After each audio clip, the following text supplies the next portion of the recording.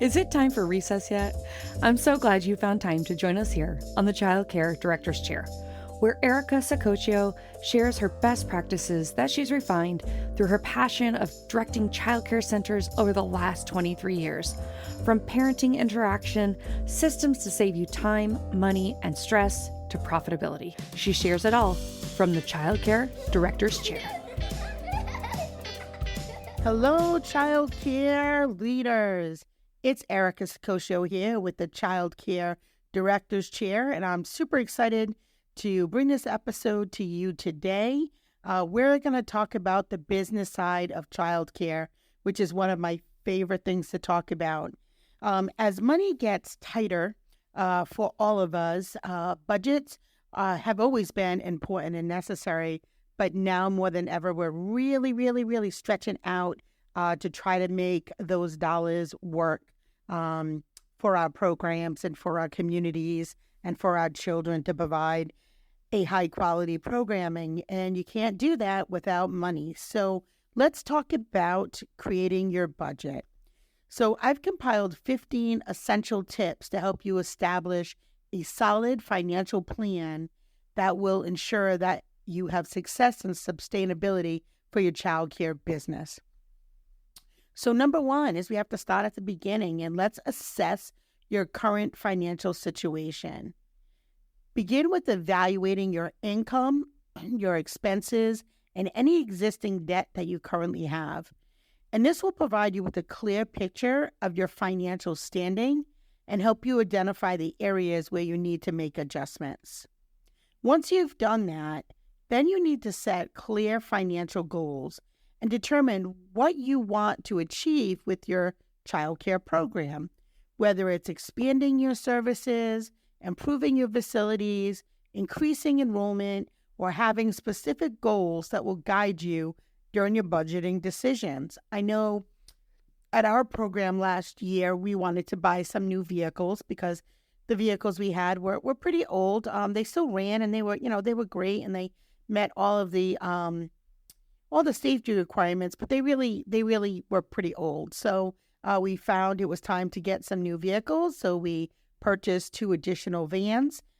So we had to make some accommodations in our budget to be able to have enough money to put down a substantial deposit, so that way our payments weren't that high. So little things like that you know that you're going to need in the upcoming year, you want to make sure that you put those into your budget and plan accordingly. The next thing you want to do is you want to track your expenses. You want to keep a detailed record of all your expenses. Make sure you include the little things that are easy to forget about, but include the supplies, the utilities, your staff salaries, and any associated costs that you have with running your childcare program. This will help you identify areas where you can cut back or find more cost-effective alternatives, which we've done several times in the last year or so, and really re-looking at what you're paying for each of those things. And we tend to be very loyal to the vendors that we work with, which I think is a great thing, but you do have to make sure that you are looking at those contracts and making sure that you are getting the best deal that you can. So we'll talk a little bit about more about that down the line. But prioritizing your expenses. So you want to categorize your expenses into essential and non-essential items.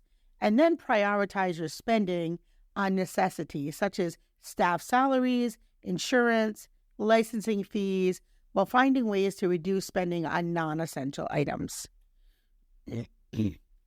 Next, you want to create a contingency fund. So set aside a portion of your budget for unexpected expenses and emergencies, because we all have them. I just had an air conditioning unit that went, I guess it was a heating unit. It's a kind of a dual unit that went right in the middle of winter. So that was, $7,000 to repair, and it would have been $20,000 to replace. So we did go ahead and have it repaired, but luckily we had the funds set aside to make sure that we could do that. But could you imagine in the middle of winter, if you didn't have heat, you would have shut down. So, making sure you have a contingency fund. Having that safety net will provide you with peace of mind and prevent financial setbacks from derailing your child care program or even possibly having to shut down, especially if it's something that is connected to licensing. You want to also research funding options, like explore grants. In the last couple of years, there has been many grants and many subsidies available to help support the child care industry because they understand it has been struggling for quite some time. I mean, we were working on shoestring budgets before the pandemic and then after the pandemic, and then increased, inflation and everything that has just gone up and up and up. And we know families can't really afford more and we can't afford to charge less. So we're kind of at this standstill. So the good thing is in many states, they are jumping in and they are providing some type of grants or subsidies or financial assistance programs that are available for child care providers. So this can help alleviate some of the financial burden and provide additional resources for your program. I know here in Rhode Island, they have offered many incentives for employees. They have retention bonuses. They just did a step-up program, or step-up wages program, where they'll be giving supplemental bonuses based on your education level. They also are putting in a pilot program that will help pay childcare tuition for staff who have children who go to centers. And for most of us, we either provide free tuition for our staff or greatly reduced. And that's a great benefit to have. But right now, with budgets being so tight, if you have, 7 or 8 children in your program where you're not charging the staff a fee, that's thousands and thousands of dollars by the end of the year. So it's great if your state has any type of funding options like that.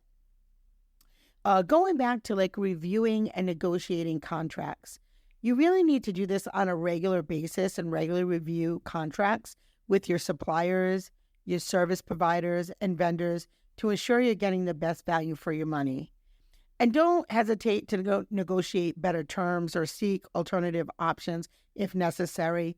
And sometimes that's hard because you do build great relationships with your vendors. But I have found this year I had to change a couple vendors because their pricing was just a little bit above what we could fit into our budget for this year. So although it's sad to have to break those relationships, at the end of the day, it may be necessary. Also consider outsourcing non-essential tasks.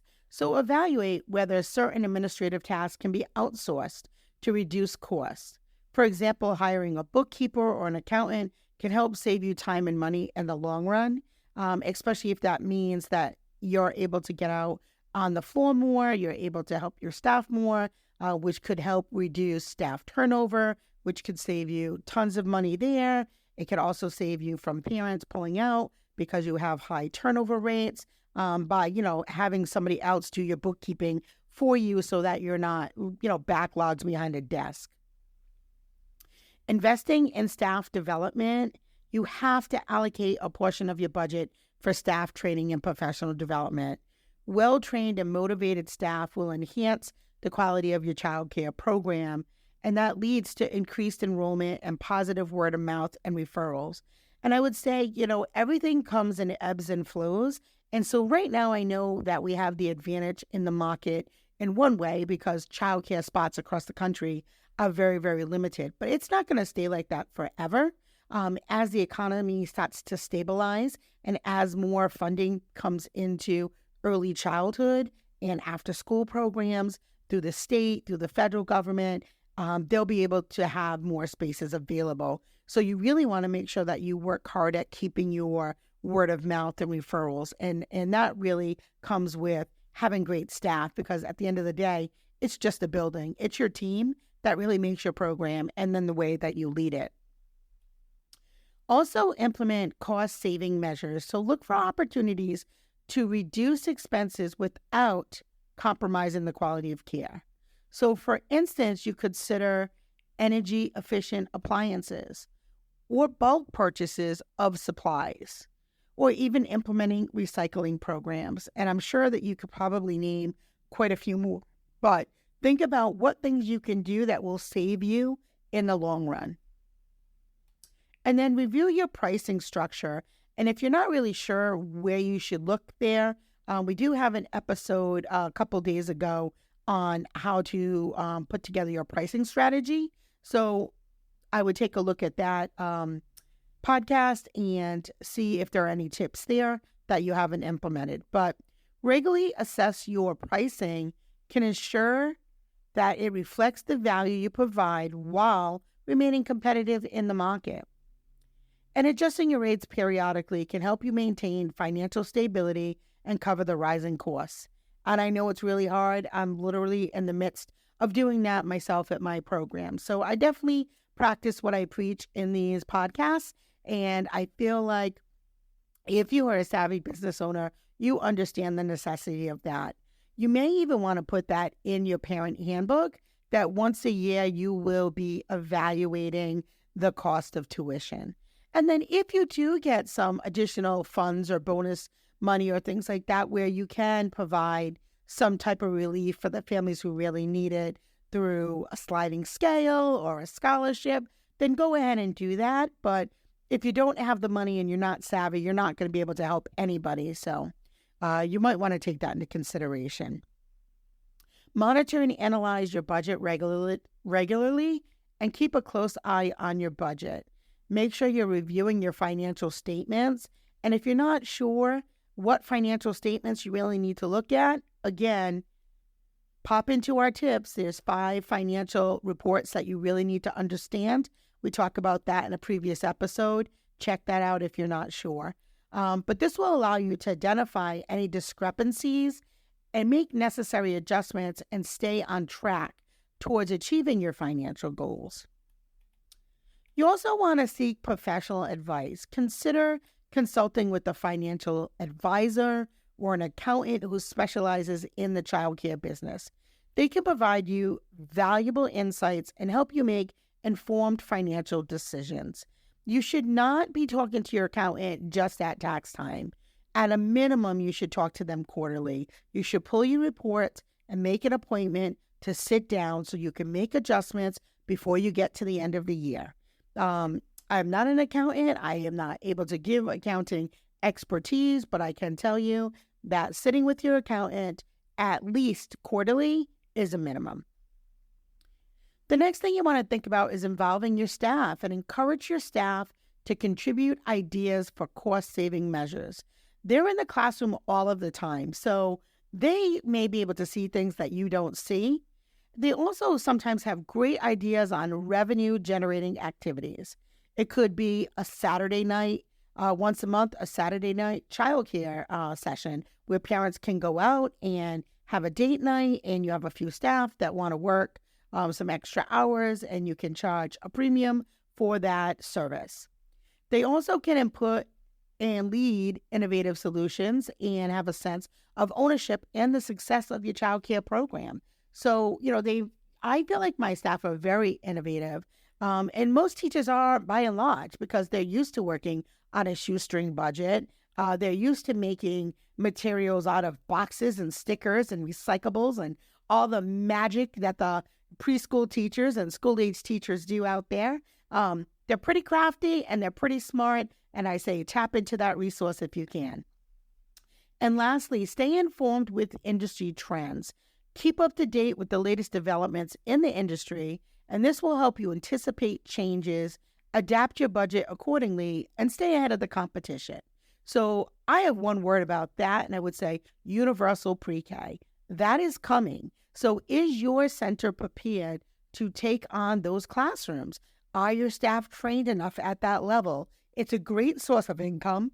Yes, it has pros and cons, but it certainly is a steady stream of income that is going to be continued to be invested in through the federal government and through the states. So if you're not tapping into that, you're going to miss out. Also, I would say quality rating systems, I would say would be another thing. If you're not part of a quality rating system and you have one in your state and they have tiered reimbursement, you would be absolutely crazy to not improve the quality of your program, to then increase the rates and get that additional subsidy money, because that is a win-win for your staff and your children and your program. So with that, I'll wrap it up and say, by following those 15 or 16 tips, you'll be well equipped to create a budget that supports your growth. Make sure that your center's around for years to come. And remember, effective financial planning is a key component for running a successful childcare business. This has been the Child Care Director's Chair. If you have enjoyed this episode, we ask that you please follow this podcast. Please give us a review or a rating and share it with a colleague in the field. Thank you so much. We appreciate your time. We hope that you'll tune in tomorrow for our daily tips. Well, all the cute little kiddos have been picked up and it's time to go home. And that'll do it for another episode of the Child Care Director's Chair.